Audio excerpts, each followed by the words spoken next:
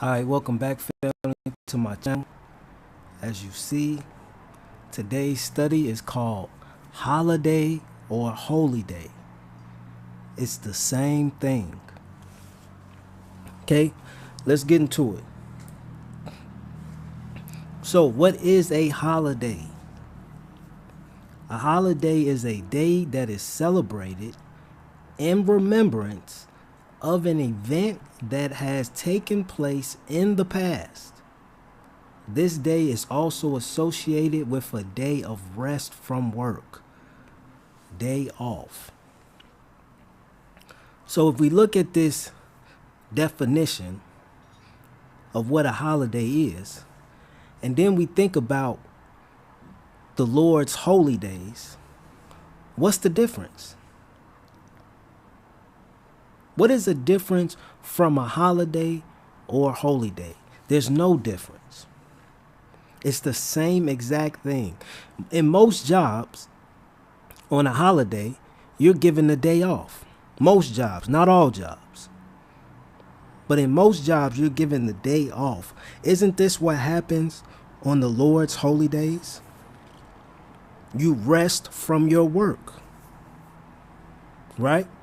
And you remember the event that has taken place in the past. This is where we have an issue with today's leaders who are trying to get you to keep feast days. But they're not telling you what are the events that have taken place in the past that we remember. Okay? What are the events?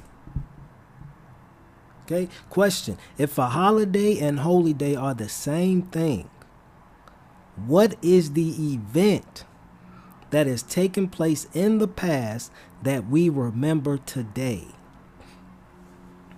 Here's your feast days. Now, some of you all may have different names for them.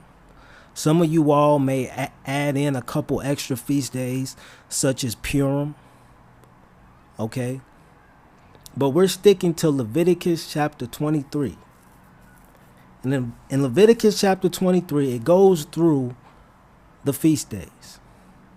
My question to you is, what is the event that has taken place in the past that we remember today? The only event that any Israelite talks about is the Passover. That's the only event that they can explain concerning these holy days, also called holidays. What about these other events? When did these events take place in the past? Because that's what a holiday is. You don't celebrate a holiday for an event that has already happened. You don't celebrate an event. You don't celebrate a holiday for an event that hasn't happened. You celebrate holidays for events that has already happened. When did these feast days, these holidays, when did they happen? No Israelite is showing you the truth. That's why your feast days are in vain. You don't understand what you're worshiping. You don't understand what you're trying to keep. We're going to break down every feast day, particularly in Leviticus chapter 23. Okay?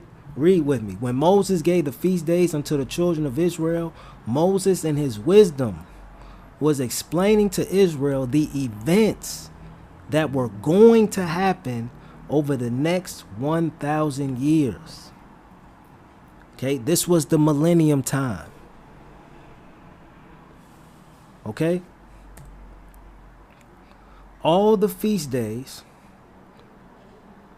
takes place within this time, from Moses all the way down to the Babylon Exodus. Okay? From the Exodus out of Egypt to the Exodus out of Babylon. That was a 1,000-year period. Okay, and that's when all the feast days took place. Remember, a holiday is an event that took place in the past that we remember today. So where did the events of these feast days take place? Nobody is showing you this because they don't understand what they're reading. Okay? So let's get into it. As we see here, Moses and the Exodus.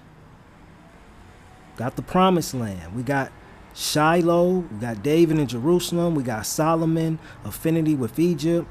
We got the kingdom of Assyria. We got Samaria, Babylon, Medes, Persians. And that's when we came out of Babylon. Okay. Then you go into the Apocrypha time. Okay. This timeline is right and exact. This is the timeline of events that happened in the Old Testament. We're going to look at the feast days that have taken place within these 1,000 years. Okay, let's get into it. Now, before we get into the Passover, we got to go through 2 weeks. The Passover is at the 14th day at even. So that means we have 2 weeks that we have to go through before we even get to the Passover. Those 2 weeks, brothers and sisters, are symbolic. They're symbolic. You don't need to sit around, try to keep 2 weeks and wait until the 14th day. This is symbolic talk. Those 2 weeks represent your 2 work weeks. Why is the Passover on the 14th day? Because that's the end of 2 weeks, 2 full weeks, 2 work weeks. What happens at the end of 2 work weeks? You usually get paid. Now, obviously, some jobs, they can pay you week by week. Sometimes you get paid day by day. Sometimes you get paid on the 15th and the 30th. But most jobs require you to work 2 full weeks before you get paid. Those 2 full weeks is symbolic, brothers and sisters. It represented our enslavement, our time under the oppressive rule of Egypt. Then after those 2 weeks, which really means after we done labored and did all our toil, then we leave. We quit our job. We got food. We finna eat. Now we finna move on. You work 2 weeks, then you leave, brothers and sisters. It's not like now where you continue to work year in and year out. This is all symbolic talk, brothers and sisters. The 14 days represent 2 work weeks. Okay? Have you ever known someone who worked a job for 2 weeks and quit once they got their paycheck? This is what happened with the children of Israel. After the 2 weeks expired, it was now time to get paid and quit. Israel retired from their abusive toil and enslavement and desired a severance package. Okay, listen closely. In Leviticus chapter 20, verse 26, it says this, "And ye shall be holy unto me, for I the Lord am holy, and have severed you from other people, that ye should be mine." This was our severance package. Okay, not only we got a severance package, but we also got reparations. Okay, Exodus chapter 3, verse 21 through 22 says this, "And I will give this people favor in the sight of the Egyptians. And it shall come to pass that when ye go, ye shall not go empty. But every woman shall borrow of her neighbor, and of her that sojourneth in her house, jewels of silver and jewels of gold, and raiment. And ye shall put them upon your sons and upon your daughters, and ye shall spoil the Egyptians. This is your reparations." Okay? You built up Egypt. You built up America. Now it's time for you to leave. And what did you leave with? You left with all the wealth of the land. This was your reparations. Okay? After you did your work for your 2 weeks, you ate your food, because the Bible says if a man don't work, he don't eat. Okay? We did our labor in Egypt. Now it's time for us to leave. We no longer serving the Egyptians anymore. Okay? Now, sabbatical retirement. The Passover was the sabbatical retirement. The children of Israel left their old place of employment in search for a new place of opportunity and rest. No longer workers for the man, which was the pharaohs. Okay? They now desire to start their own businesses and become independent. This is what happened to the children of Israel when they left out of Egypt. They became independent. They wasn't relying upon the nations. They wasn't relying upon Egypt anymore. They were independent now. They started their own businesses. They started their own companies. Okay? The wilderness, the vacant spot. God searched out a spot for the Israelites to start their own entrepreneurial endeavors. Every business owner knows that the first thing in starting a business is to come up with a name and a location. Behold, the wilderness of Jehovah. Okay? In Exodus chapter 20, verse 24, let's read that.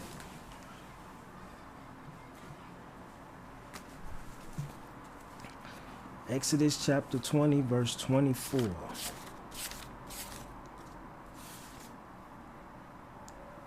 It says this: an altar of earth thou shalt make unto me, and shalt sacrifice thereon thy burnt offerings and thy peace offerings, thy sheep and thy oxen.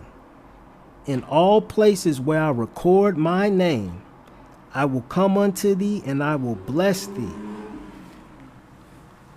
So this scripture says, in all places where the Lord places his name. What is this telling us, brothers and sisters? The Lord franchised his name. The same way you can go out and start your own McDonald's. You can start your own McDonald's right now. You're franchising the name. Right? We don't just have, there's not just one McDonald's and we all have to go to that one McDonald's. It's McDonald's all over the place. It's Walgreens all over the place. It's Walmarts all over the place. Targets all over the place. Why? Because they're franchised. You take the name and you operate according to the standards of that name and business. The Lord franchised his name to his people. That's why he says, in all places where I record my name, there shall you come. That's business talk, brothers and sisters. That's business talk. I put my name here, that means you can go there. If I put my name over there, you can go over there. Wherever I record my name, wherever I place my stamp upon you, wherever I place my stamp, that's where you can go to, because my name is in that place. That's business talk, brothers and sisters. The Lord franchised his name unto his people.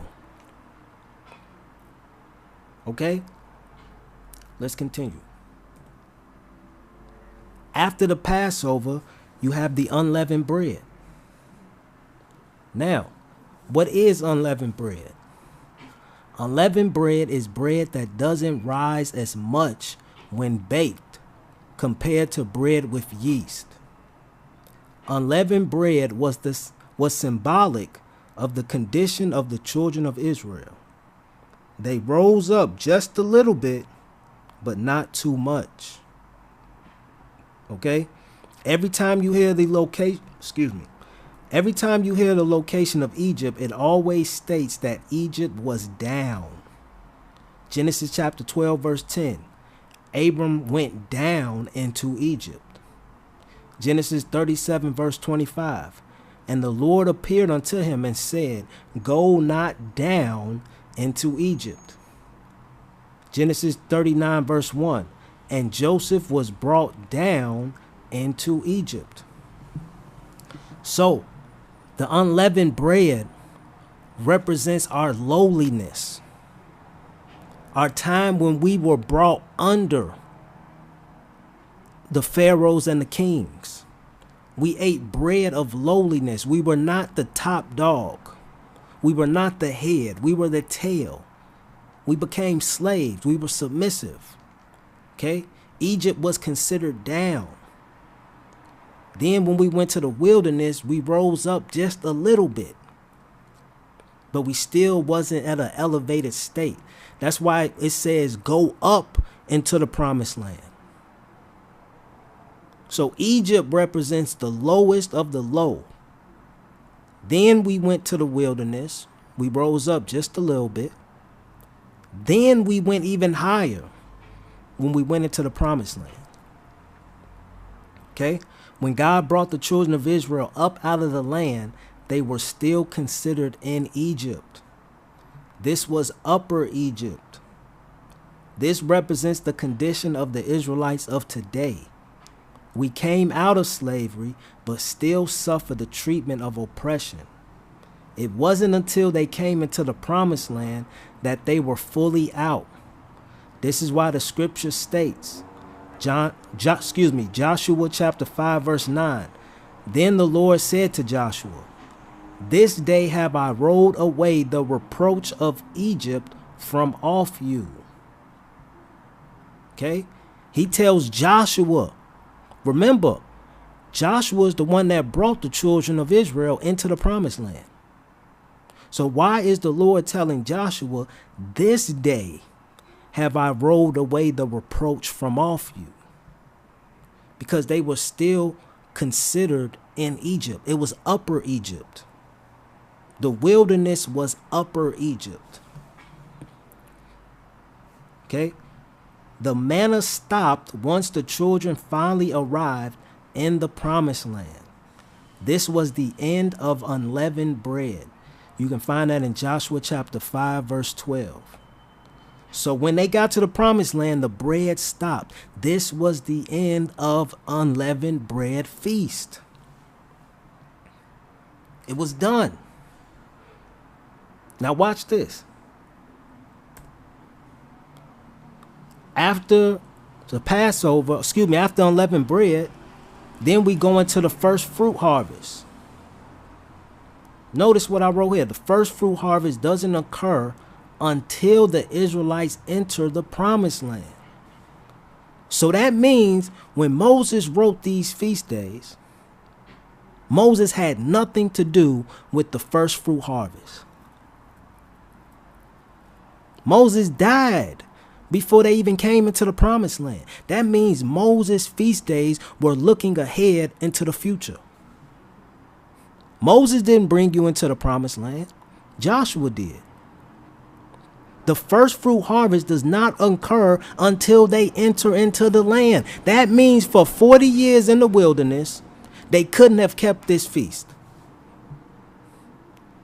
While they were with Moses in the wilderness, they could not have kept these feasts, brothers and sisters. Because this feast occurs once they come into the land. Moses didn't go into the land. That means Moses was looking into the future, brothers and sisters. Okay, the first fruit harvest represents the first to go into the land. This is why the first fruit harvest took place in the land of promise. Leviticus 23 verse 10. When ye come into the land which I give unto you, and shall reap the harvest thereof, then ye shall bring a sheaf of the first fruits of your harvest unto the priest. This was looking ahead to the time of Joshua and Eleazar, okay, who was a son of Aaron. Okay, this didn't occur until after Moses died, until Joshua and them came into the land. So for 40 years in the wilderness, they did not even keep these feasts. This is the first fruit harvest, the first ones to go into the land. This was prophecy, brothers and sisters. The priest, which the scriptures are referring to, was Eleazar, the son of Aaron. It was him whom the children of Israel gathered unto. Joshua chapter 14 verse 1 says this, and these are the countries which the children of Israel inherited in the land of Canaan, which Eleazar the priest distributed for an inheritance to them. Right here is the fulfillment of Leviticus 23 verse 10.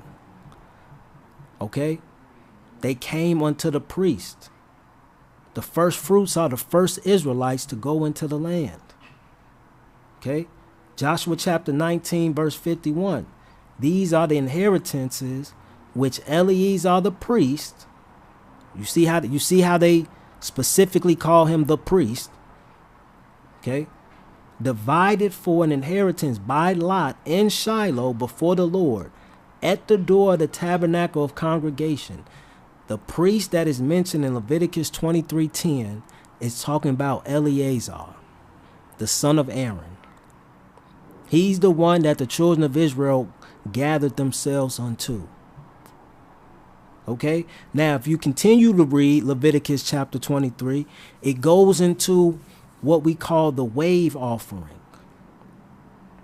Okay, when you wave something, you are moving your hand to and fro from one side to another. The wave offering was the children of Israel moving throughout the promised land. Just like a wave moves you from one place to another place. Okay? That's what the wave offering is, brothers and sisters. It's you moving from one place to another place. From one side to another side. Okay?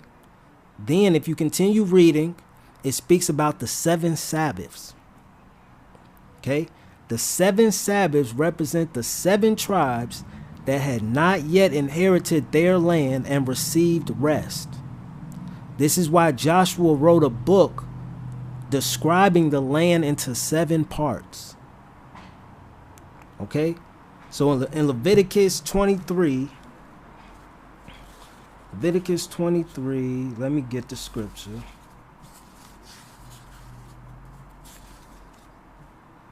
In Leviticus 23, starting at verse 15, it says this, and ye shall count unto you from the morrow after the Sabbath, from the day that ye brought the sheaf of the wave offering, 7 Sabbaths shall be complete.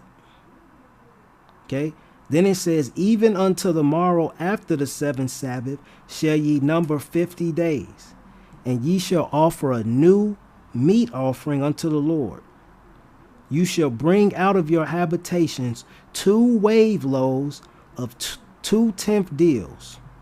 They shall be of fine flour. They shall be baken with leaven. They are the first fruits unto the Lord. Okay, these 7 Sabbaths, brothers and sisters, represent the 7 tribes that had not yet inherited their land. Okay, Joshua chapter 18 verse 2. And there remained among the children of Israel 7 tribes which had not yet received their inheritance. That means they hadn't received their rest yet. This is what those 7 Sabbaths mean.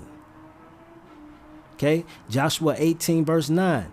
And the men went and passed through the land and described it by cities into 7 parts in a book, and came again to Joshua to the host at Shiloh. Okay? So this first fruits, brothers and sisters, are the first ones to go into the land. Okay? The end gathering. Now I meant to write something here, but I forgot to do that. The two wave loaves. We just read that in Leviticus 23, verse 17. It says, ye shall bring out of your habitations 2 wave loaves.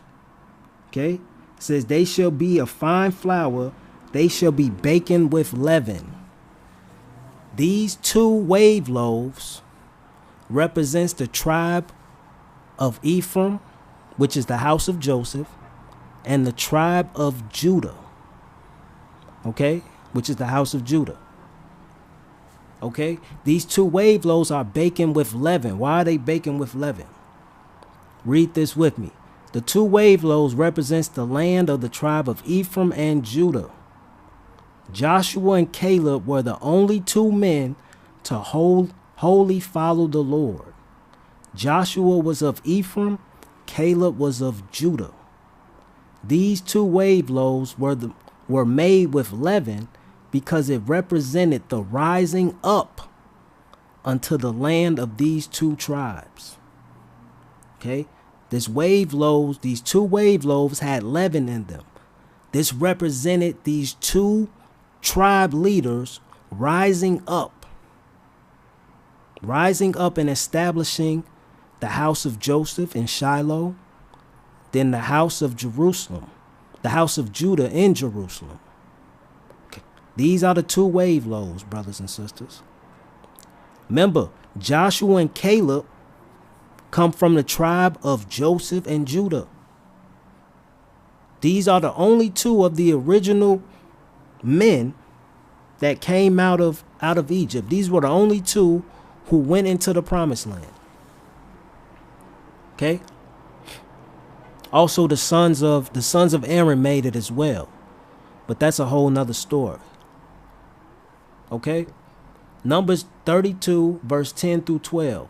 And the Lord's anger was kindled the same time, and he sware, saying, surely none of the men that came up out of Egypt, from 20 years old and upward, shall see the land which I swear unto Abraham, unto Isaac, and unto Jacob, because they have not wholly followed me, except Caleb the son of Jephunneh the Kenizzite, and Joshua the son of Nun, for they have wholly followed the Lord.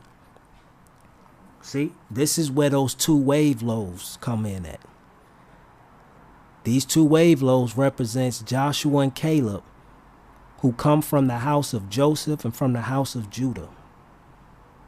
Okay, this is why we went to Shiloh and Jerusalem. Shiloh was the first place which all the tribes went up to keep the feast. Because of sin, the place of gathering was changed unto Jerusalem, which Judah later claimed. Okay, so we started in Shiloh. Then we went to Jerusalem later on.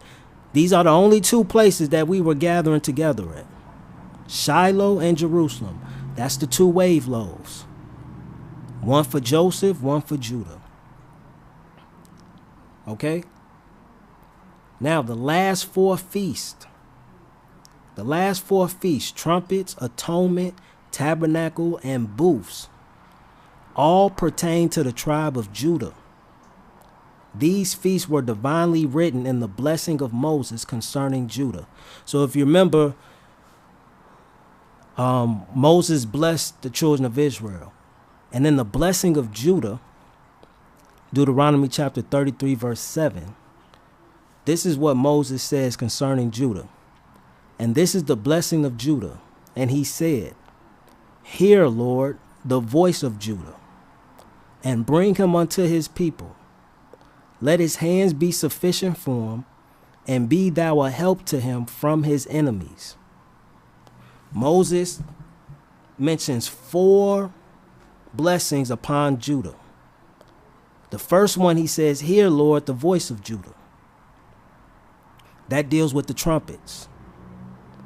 Then he says, and bring him unto his people. That deals with the atonement. Then he says, let his hands be sufficient for him. That deals with the tabernacles. Then he says, and be thou a help to him from his enemies. That deals with the booths. Okay, let's get into it.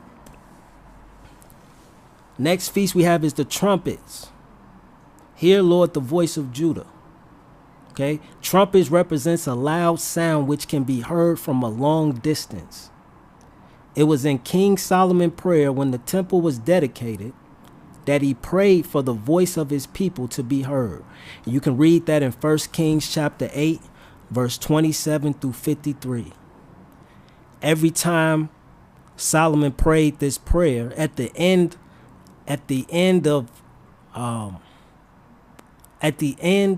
of his sentences, he would say, "Hear, Lord, the voice of your people." The voices of the people are the trumpets. You can find that in Isaiah chapter 58, verse 1. It says, "Cry loud, spare not. Lift up thy voice like a trumpet, and show my people their transgression, and the house of Jacob their sins." The voices of God's people were considered trumpets now. We don't go around blowing ram's horns in the 21st century. That's not what these things mean. These trumpets represent people's voices that have a long distance effect. Their voice reaches out unto the land. Their voice is that powerful enough to extend out over the land. Okay? So in today's time, that's like somebody having a network and their voice is heard on different stations. Their voice is heard throughout the entire country. Their voice is heard internationally. That's symbolic of a trumpet, because a trumpet can be heard over long distance of land. Okay? So read 1 Kings chapter 8, verse 27 through 53, and notice how Solomon keeps saying, "Hear, Lord, the voice of your people." Okay? The voice of the people was now considered trumpets that will be heard by God in his high holy heaven. Okay? Now we go into the atonement. The word atonement means at one. It also means to unite. Okay? Atonement, it means to be at one. To be brought together again. To be united again. Okay? Notice here, I said the Jubilee and atonement goes together, because during the time of Jubilee, the slaves were turned back unto their family, becoming one again, and their possessions. They were turned back unto their family and unto their possessions. So think about this for a second. On the Day of Atonement, the Jubilee trumpet was blown. The Jubilee deals with you returning back unto your family and to your possessions. How could the children of Israel kept this in the wilderness? If you was in the wilderness right now, you would be scratching your head talking about Moses. You said that on the atonement, on the Day of Atonement, we're supposed to return back unto our family and unto our possessions. How can we keep this feast? We're already with our family. We're already with our possessions. How are we supposed to return back to them? Moses would have told you this is a prophecy that's going to happen later on in your generations. That's what Moses would have told you. This is a prophecy looking into the future. There's going to come a time where you're going to go back into slavery. Okay? Through Babylon, through the Assyrians, through the Persians, through the Medes. And there will come a time where the Lord will bring you back unto the land of Jerusalem. Moses was looking into the future, brothers and sisters. And this is how he explained it to them. But you have people today trying to keep a feast. You can't keep these feasts. You can't keep these feasts. These are events that already took in place. Your job is to understand what has happened, because the Lord does not change. Okay, let's read this. Atonement. Bring him unto his people. On the Day of Atonement, the Jubilee trumpet was to be blown. You can find that in Leviticus chapter 25, verse 9. Let's read that.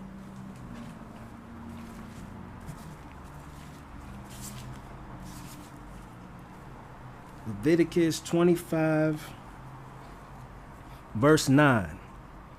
Then shalt thou cause the trumpet of the Jubilee to sound on the 10th day of the 7th month. In the Day of Atonement shall ye make the trumpet sound throughout all your land. So what is this Jubilee trumpet? This trumpet signified a returning back unto the land from which the Jewish people were scattered.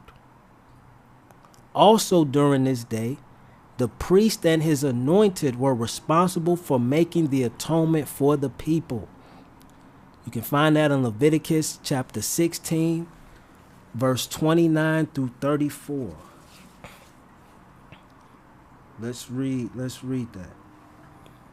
And this shall be a statute forever unto you, that in the 7th month, on the 10th day of the month, ye shall afflict your souls and do no work at all, whether it be one of your own country or a stranger that sojourneth among you. For on that day shall the priest make an atonement for you to cleanse you, that ye may be clean from all your sins before the Lord. It shall be a Sabbath of rest unto you, and ye shall afflict your souls by a statute forever. Okay, and the priest whom he shall anoint, and whom he shall consecrate to minister in the priest's office in his father's stead, shall make the atonement, and shall put on the linen clothes, even the holy garments. Okay, you can read the rest. So right here, brothers and sisters, this anointed priest that made the atonement. Remember, what does atonement means? At one. Unite. The priest who made this atonement was Cyrus, the anointed of the Lord. Okay? This Jubilee trumpet was sounded by Cyrus, the anointed of the Lord. Cyrus was the anointed priest of that time. He was the anointed priest of that time, brothers and sisters. He's the one that brought forth the atonement. He's the one that told the Israelites, gather yourself and go back into the land. He's the one that brought us at one again. He's the one that blew the Jubilee trumpet and said, all Israelites, go back unto your land. He's the one that made the atonement. Okay, Israel and Judah had both fallen away from God so bad that God used a man of Persian ancestry to be his anointed. King Cyrus wrote and declared that the Jewish people be set free to rebuild the house of the Lord. 2 Chronicles chapter 36, verse 22 through 23. Let's read that.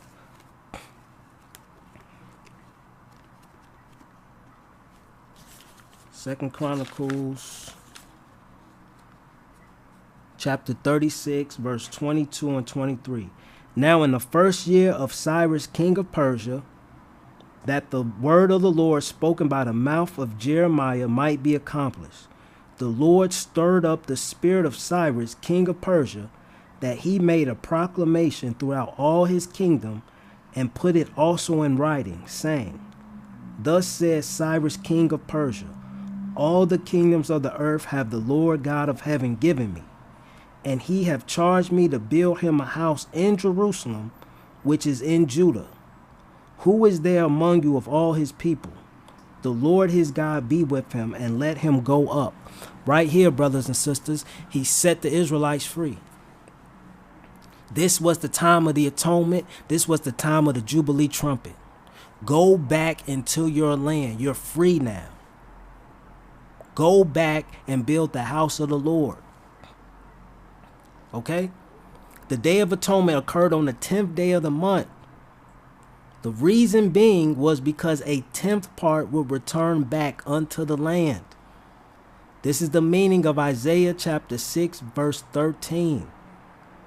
It says, but yet in it shall be a tenth, and it shall return and be eaten as a teil tree and as an oak, whose substance is in them, when they cast their leaves. So the holy seed shall be the substance thereof. This is where we get people who pay their tithes. They talk about giving 10%. That 10% represents those 10 lost tribes, brothers and sisters. Because if you remember, Ezra was not of the tribe of Judah. You had Levites that came up with Judah out of Babylon. Ezra was of Israel. He was not of Judah. Remember, Israel and Judah were scattered.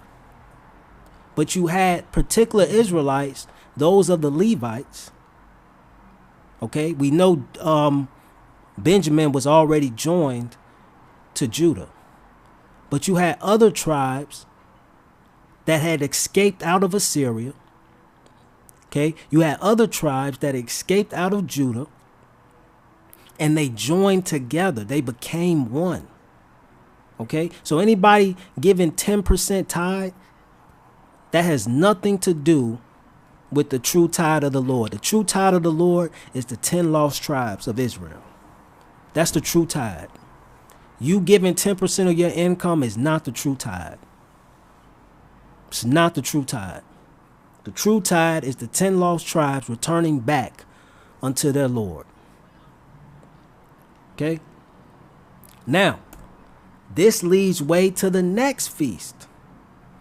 When the children of Israel came back into the land, what were they responsible for doing? Building the house of the Lord. This is where we get the tabernacles.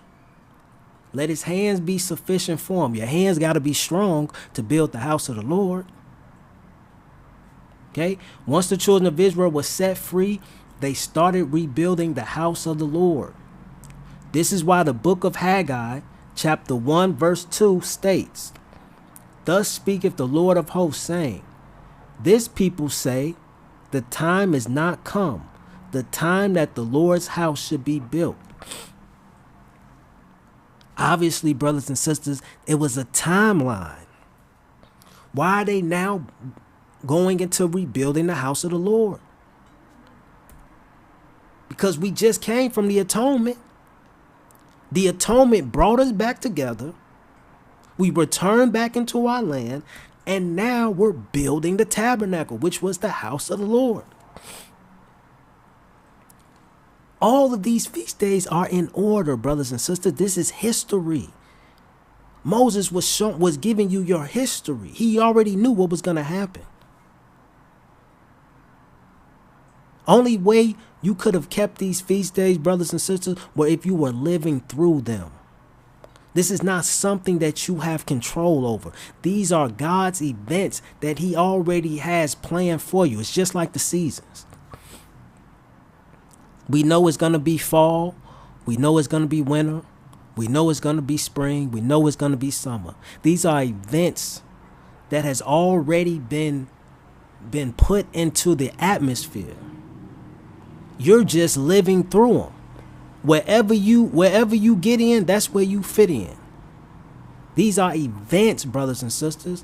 Feast days are events that have already happened. Okay?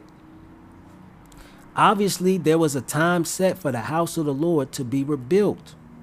If the children knew the truth regarding the feast days, they would have known the time. See, you had the children of Israel talking about it's not time to build the house. Hold on. We just had the trumpets. We just had the atonements. Now it's time to rebuild. Now it's time to rebuild. And watch this. The last feast, which is the Feast of Booths, right? Notice here, the Feast of Booths took place during the same time of the Feast of Tabernacles. During this feast, branches or boughs were taken. These branches represent the children who had separated themselves from the tree of Babylon. Ask yourself this, brothers and sisters. Why are the children of Israel taking branches off trees? What's the point of that? What is the symbolic meaning behind that? It represented them separating themselves from the tree of Babylon, brothers and sisters. Remember, Nebuchadnezzar had that dream. He saw himself as a tree, and that tree was cut down. The ones who lived under Nebuchadnezzar's rule, they were the branches. And when the time came for them to separate themselves, they separated themselves from the tree of Babylon, from the kingdom of Babylon, and they went back into their land. That's what the boughs, the branches represent. Branches are the ones who separated themselves from Babylon. Okay? Just like they did in Egypt. We separated ourselves from Pharaoh in Egypt. Now we separated ourselves from Babylon. Okay? Remember when God gave King Nebuchadnezzar the dream of the tree that was cut down but left the stump? You can find that in Daniel chapter 4, verse 10 through 18. The children of the captivity were the branches. This is why we read about the branch of righteousness and the 2 olive trees in the book of Zechariah. Think about that. We start hearing about the branch of righteousness. You read that in the book of Zechariah. Then you start hearing about the 2 olive trees. You read about that in Zechariah. Why are we talking about trees so much? King Nebuchadnezzar had a dream. He was a tree. Why are we talking about these trees so much? Because now it's time for the Feast of Booths. Now it's time for us, the separated branches, the branches of uprightness. We separated ourselves from the tree of Babylon, and we established ourselves back in our homeland. This is actually where you get, brothers and sisters, family reunions. Why is it that particularly us black folks, when we have family reunions, why we always have a tree? Why we always have a shirt with a tree on it? Think about that.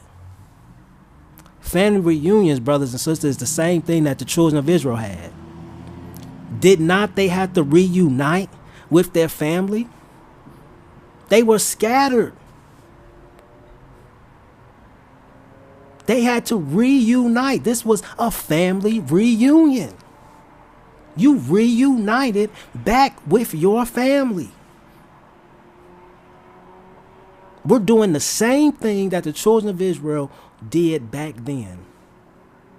The same mind state that they had then, we're still doing now. Why do blacks have family reunions every year? And why do they have t-shirts with trees on them?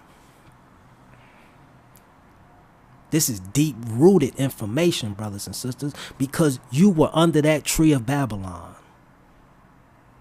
You separated yourself from Babylon. You had to reunite with your family, brothers and sisters. Family reunions are biblical.